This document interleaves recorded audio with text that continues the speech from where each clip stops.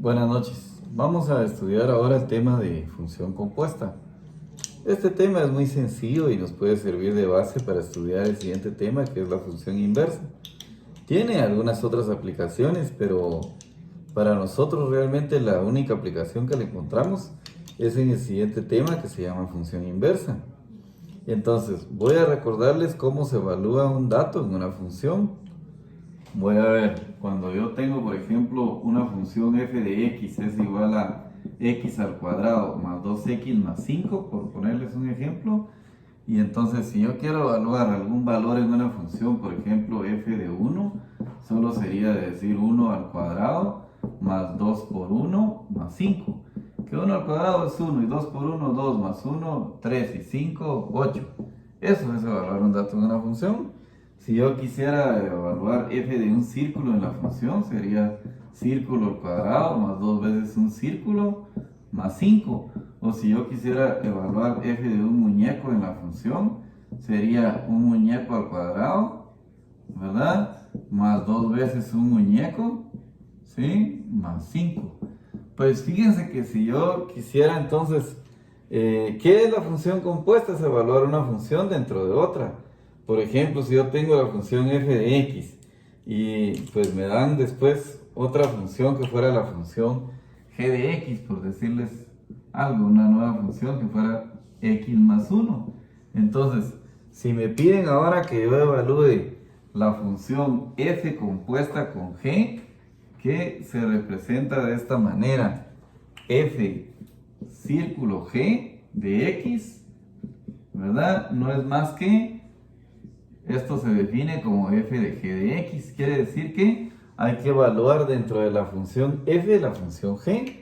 ¿Y eso cómo se hace? Es como lo que estaba hace un instante simulando con un muñeco ahí, que simplemente yo, para evaluar f círculo g de x, no tengo más que hacer f de g de x. Y entonces, en ese sentido, voy a decir de que cada vez que encuentre x, pues aquí está la primera x al cuadrado más 2, si aquí encuentro otra x, dejo el espacio, más 5, ahí voy a insertar la función g, y entonces en este caso sería ahí de insertar x más 5 y x más 5. Si quiero después puedo simplificar la respuesta, puedo desarrollar ese binomio, pero ahí está la función compuesta, ahí está. Si ustedes la quieren simplificar, desarrollen este producto notable, que es el primero al cuadrado más 2 veces el primero por el segundo más el segundo al cuadrado.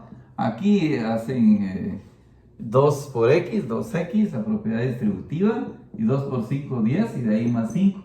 De ahí términos semejantes se suman, y entonces pueden decir que f compuesta con x, que se representa así: f círculo g de x va a ser igual a x al cuadrado, y de ahí términos semejantes se suman, más 12x, términos semejantes se suman, estos también va, 5, 25, 30 y 10, 40. Ahí está la función compuesta, vean ustedes. ¿No sería lo mismo si a mí me requirieran que yo hiciera g compuesta con f de x? Vean de que eso es diferente. Si a mí me piden hacer g compuesta con f de x, teniendo yo ahí la función g y la función f, para este mismo ejercicio, ¿qué tal si ahora me pidieran a mí, me requirieran que yo hiciera g compuesta con f de x? Entonces, noten que ahora va a ser lo contrario, que yo dentro de la función, ahora si me dicen g círculo f de x, es lo contrario, que yo tengo que evaluar dentro de la función g, la función f de x. Entonces sería de que yo acá, en lugar de esta x, inserte esta función, ¿sí?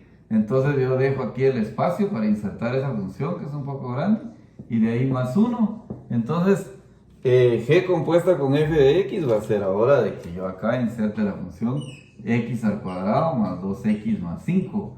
Y entonces ahora g círculo f, que es lo mismo que g compuesta con f de x, va a ser simplemente x al cuadrado más 2x más 6. Eso sería evaluar una función dentro de la otra. Esto es función compuesta.